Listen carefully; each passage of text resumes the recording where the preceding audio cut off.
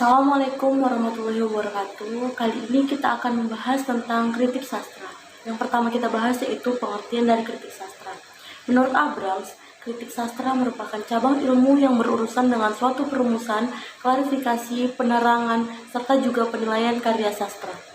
Selanjutnya, karya sastra juga bisa diartikan sebagai salah satu cabang ilmu sastra yang melakukan analisis, penafsiran, serta juga penilaian terhadap teks sastra.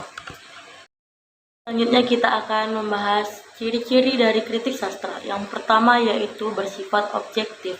Sifat objektif ini maksudnya yaitu sifat yang harus dijunjung tinggi bagi seseorang dalam berpandangan pada suatu karya.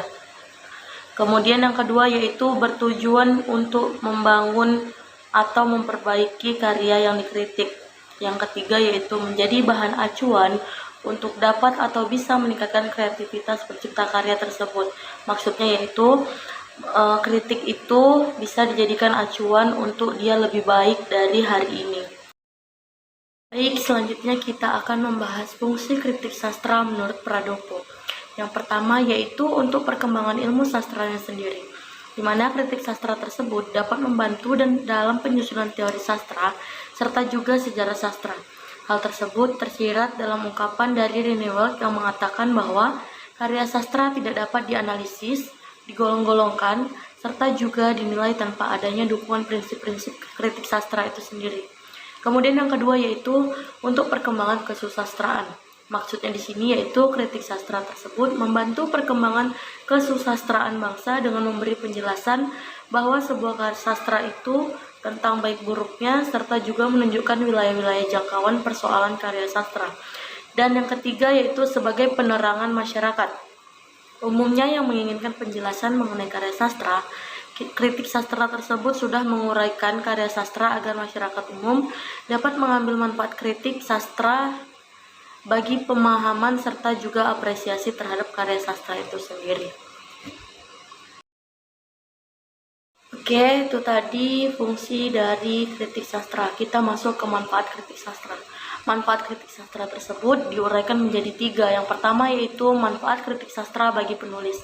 Manfaat kritik sastra bagi penulis itu sendiri yang pertama yaitu memperluas wawasan penulis, baik itu yang berkaitan dengan bahasa, objek, atau juga tema-tema tulisan, serta juga teknik bersastra.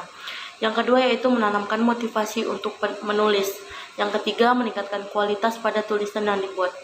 Kemudian bagian yang kedua yaitu manfaat kritik sastra bagi pembaca.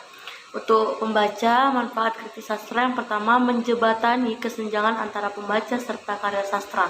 Yang kedua, menumbuhkan kecintaan pembaca terhadap suatu karya sastra. Yang ketiga yaitu meningkatkan kemampuan dalam mengapresiasi suatu karya sastra. Yang keempat, membuka mata hati serta juga pikiran pembaca akan nilai-nilai yang terdapat dalam suatu karya sastra. Kemudian bagian yang keempat yaitu manfaat kritik sastra bagi perkembangan sastra itu sendiri.